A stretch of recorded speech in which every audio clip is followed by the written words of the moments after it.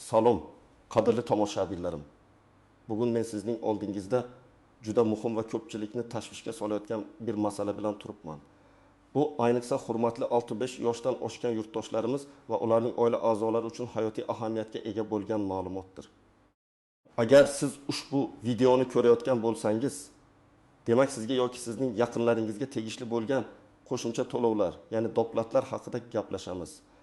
Yaqinda bu borada juda katta o'zgarishlar yuz berdi va ko'plab hududlarda fuqarolarga beriladigan qo'shimcha imtiyozlar tizimi tubdan yangilandi. Bu haqiqatan ham shok ro'yxat bo'lishi mumkin, chunki ko'pchilik bu o'zgarishlardan bexabar. Men sizni ogohlantirmoqchiman. Bu ma'lumotni bilmaslik sizni juda katta mablag'dan mahrum qilishi mumkin. Shuning uchun videoni oxirigacha diqqat bilan tomosha qiling va hoziroq kanalimga obuna bo'lishni, shuningdek ushbu videoga like bosishni unutmang. Muammoning mohiyati shundaki, avvallari 65 yoshdan oshgan fuqarolarga beriladigan qo'shimcha to'lovlar, ya'ni pensiya yoki nafaqalarga ustama to'lovlar tizimi ancha murakkab va standartlashtirilmagan edi.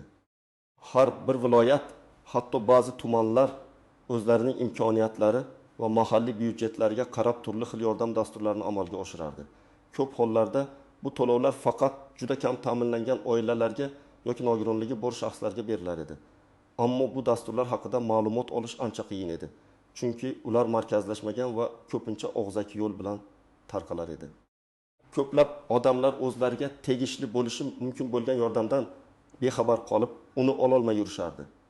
Hujjatlarni yig'ish jarayoni ham murakkab bo'lib, odamlarni sarson qilardi. Masalan, bir qishloqda yashovchi keksa fuqaro o'zining nafaqasiga qo'shimcha mablag' olishi mumkinligini bilmay, bor yo'g'i erta tongdan kechgacha uy ro'zg'or ishlari bilan mashg'ul bo'lardi. Vaholanki uning qo'shimcha to'lov olishga huquqi bor edi. Bu ahvol fuqarolarning haqli imtiyozlaridan to'liq foydalana olmasliklariga olib kelardi. Endilikda esa vaziyat tubdan o'zgardi. Hukumat tomonidan qabul qilingan yangi qarorlar va dasturlar asosida 65 yoshdan oshgan fuqarolar uchun qo'shimcha to'lovlar tizimi yanada shaffof va adolatli tarzda qayta ko'rib chiqildi.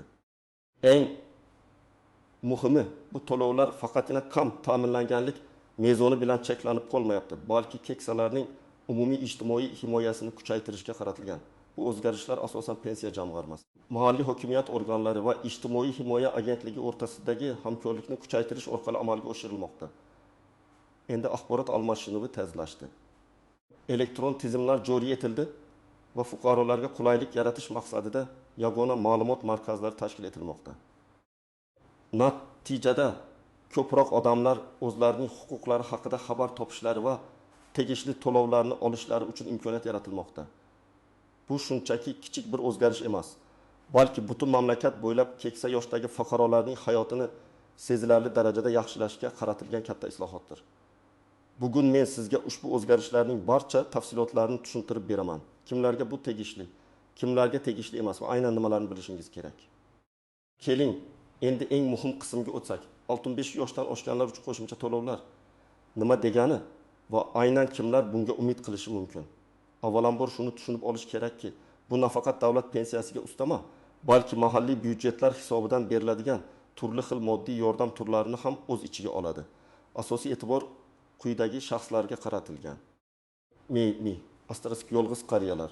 Bu toifaga turmush o'rtog'i vafot etgan yoki ajrashgan, farzandlari yoki boshqa yaqin qarindoshlari yonida yashamaydigan, ulardan doimiy yordam ola olmaydigan fuqarolar kiradi. Masalan, Farg'ona viloyatining Oltali tumanida yashovchi 72 yoshli Xolbibi bu nafaqat davlat pensiyasi oladi, balki yolg'iz yashashi va uyi ta'mirga muhtojligi sababli tuman hokimligining ijtimoiy himoya bo'limi tomonidan har chorakda 5000 so'm miqdorida moddiy yordam olib turadi. Bu mablag' uning kommunal to'lovlarini qoplashga yoki dori-darmon xarid qilishiga yordam beradi.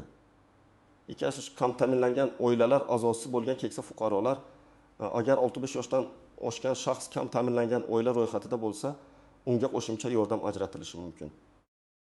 Misol uchun, Samarqand viloyatining Pastdarg'om tumanida yashovchi 68 yoshli bobo 4 nafar nabirasini boqayotgan yakka o'zi yashaydigan ayolning otasi. Ularning oilasi temir daftarga kiritilgan bo'lib, bobo o'z pensiyasiga qo'shimcha ravishda har oyda 300 ming so'm moddiy yordam oladi. Bu mablag' oilaning oziq-ovqat xarajatlariga katta yordam beradi. 3. Issiq surunkali kasalliklarga chalingan yoki nogironligi bo'lgan keksa fuqarolar ularning davolanish xarajatlarini qoplash yoki dorilarni sotib olishda yordam berish maqsadida qo'shimcha to'lovlar ko'zda tutilgan. Andijon shahrida yashovchi 75 yoshli Muraton aka yuravishda qimmat dorilar qabul qiladi. U davlat pensiyasidan tashqari shahar tibbiy ijtimoiy xizmatlar markazi orqali har oyda 400 ming so'm miqdorida sog'lik ustamasi oladi. Bu unga dori darmonlarga ketadigan xarajatlarni yengishda yordam beradi. 4.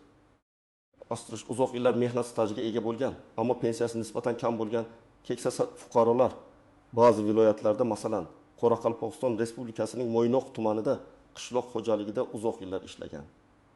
Ammo pensiyasi minimal darajada bo'lgan 5 yoshdan oshgan shaxslar uchun faxriy ustama joriy etilgan. 7 yoshli Gulnora aya 40 yildan ortiq paxtachilikda ishlagan, ammo pensiyasi juda past. Endi u har oyda qo'shimcha 2 ming so'm Mo'ynoq faxriysi ustamasi oladi. Bu uning turmush sharoitini sezilarli darajada yaxshilaydi. 5. Muayyan kasb egalari uchun ba'zi hududlarda o'qituvchilar, shifokorlar yoki madaniyat xodimlari kabi sohalarda uzoq muddat ishlagan keksa mutaxassislarga mahalliy byudjet hisobidan qo'shimcha to'lovlar ajratilishi mumkin. Namangan viloyatining Chust tumanida 45 yil maktabda o'qituvchilik qilgan 9 yoshli Dilbar opa o'z pensiyasiga qo'shimcha ravishda tuman xalq ta'limi bo'limi tomonidan har oyda 2 ming so'm o'qituvchi faxriysi ustamasi oladi. Bu ustama uning xizmatlarini qadrlash va unga munosib keksalik ta'minlash maqsadida beriladi. Kimlar esa xavotirlanishi shart emas. Asosan agar sizning pensiyangiz minimal darajadan ancha yuqori bo'lsa, siz boshqa daromad manbalariga ega bo'lsangiz, masalan, ijara daromadi, biznesdan daromad yoki sizning oilangizda yetarli darajada moddiy ta'minlangan yordam beruvchi qarindoshlaringiz bo'lsa, siz ushbu qo'shimcha to'lovlarga ehtimoliy nomzod bo'lmaysiz. Bu dasturlar asosan eng muhtoj va himoyaga muhtoj qatlamni qo'llab-quvvatlashga qaratilganligini unutmaslik kerak. Endi esa ushbu qo'shimcha to'lovlarni olishdagi istisnolar, tuzoqlar va ko'pchilik bilmagan nozik jihatlar haqida gaplashamiz. Bu qism juda muhim, chunki ko'pchilik aynan shu yerda xatolarga yo'l qo'yadi yoki o'z huquqlaridan bexabar qoladi. Hududiy farqlar. Eslab qoling, qo'shimcha to'lovlar har bir viloyatda, hatto har bir tumanda o'ziga xos tarzda amalga oshirilishi mumkin.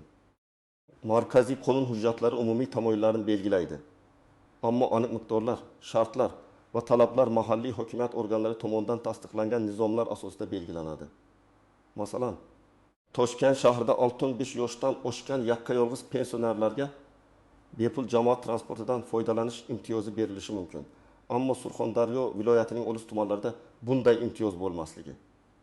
Aksincha ularga mahsulotlar sotib olish uchun vaucherlar berilishi mumkin. Shuning uchun avvalambor o'zingiz yashayotgan hududning ijtimoiy himoya bo'limi yoki mahalliy hokimiyatga murojaat qilib, aniq ma'lumot olish zarur. Bu shuni anglatadiki, siz qo'shni tumanda beriladigan imtiyoz sizning tumaningizda ham bor deb o'ylamang. Har bir hududning o'ziga xosligi mavjud. Yangi mezonlar va ularni bilmaslik. Yaqinda joriy qilingan ba'zi dasturlar ijtimoiy reyting yoki ijtimoiy himoya portali orqali baholanadi. Ko'pchilik keksa fuqarolar internetdan yoki zamonaviy texnologiyalardan foydalanishda qiynalgani sababli bu yangi tizimlar haqida ma'lumotga ega bo'lmaydi. Masalan, Sirdaryo viloyatida joriy etilgan keksalar uchun ko'mak dasturi onlayn ariza asosida ishlaydi. Agar sizda internetdan foydalanish imkoniyati bo'lmasa, mahalladagi yoshlar yetakchisiga yoki saxovat va ko'mak jamg'armasiga murojaat qilishingiz mumkin. Ko'pchilik buni bilmasdan o'z huquqlaridan mahrum bo'lib qoladi. Hujjatlar bilan bog'liq muammolar, qo'shimcha to'lovlarni olish uchun ko'pincha ma'lum bir hujjatlar paketi talab qilinadi. Ba'zida bu hujjatlar, masalan, uy-joy kadastr hujjatlari, oilaning daromadlari to'g'risidagi ma'lumotnomalar, kattalik tarixi kabi hujjatlar eski bo'lib qolgan yoki yo'qolgan bo'lishi mumkin. Hujjatlarni tiklash jarayoni keksa yoshdagilar uchun qiyinchilik tug'diradi. Misol uchun, Qashqadaryo viloyatining Mirishkor tumanida yashovchi 78 yoshli bobo pensiyasi qo'shimcha to'lov olish uchun murojaat qilganda, undan uy-joyning kadastr hujjatlari talab qilingan. Boboning hujjatlari yo'qolganligi sababli u bir necha oy davomida sarson bo'lgan. Bunday vaziyatlarda yagona darcha markazlariga yoki mahalladagi mutaxassislarga murojaat qilish eng to'g'ri yo'l hisoblanadi. Ular sizga hujjatlarni tiklashda yordam berishlari shart. 4. asosiy daromadlar hisobga olinishi ba'zi qo'shimcha to'lov dasturlarida oilaning umumiy daromadi inobatga olinadi. Agar sizning pensiyangizdan tashqari sizning nomingizda yer uchastkasi bo'lsa va undan daromad olinayotgan bo'lsa yoki farzandlaringizning daromadlari ma'lum bir me'yordan yuqori bo'lsa, siz qo'shimcha to'lov olish huquqidan mahrum bo'lishingiz mumkin. Buxoro viloyatining Shofirkon tumanida yashovchi 6-7 yoshli fuqaro o'zining bog'idan olgan daromadi tufayli qo'shimcha to'lov ola olmagan. Bu holatda barcha daromadlarni shaffof tarzda ko'rsatish va shundan kelib chiqib to'g'ri qaror qabul qilish kerak. 5. Asterisk murojaat qilish muddatlari. Ba'zi qo'shimcha to'lov dasturlari cheklangan muddatda amal qiladi yoki yilning ma'lum davrlarida e'lon qilinadi. Bu muddatlarni o'tkazib yuborish sizni imtiyozdan mahrum qilishi mumkin.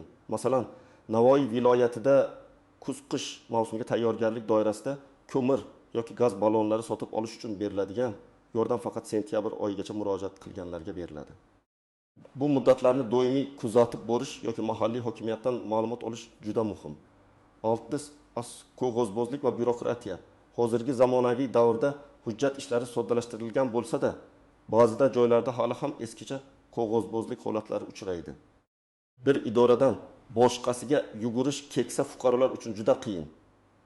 Agar siz shu kabi muammoga duch kelsangiz, hol ijtimoiy himoya agentligining ishonch telefoniga yoki O'zbekiston Respublikasi Prezidentining xalq qabulxonasiga murojaat qilishingiz kerak. Ular sizning murojaatingizni tezkorlik bilan ko'rib chiqishga majbur. Aytaylik, ma'lumotlar bazasining yangilanishi. Ba'zida ma'lumotlar bazasidagi eskiliklar tufayli sizning huquqingiz inkor etilishi mumkin.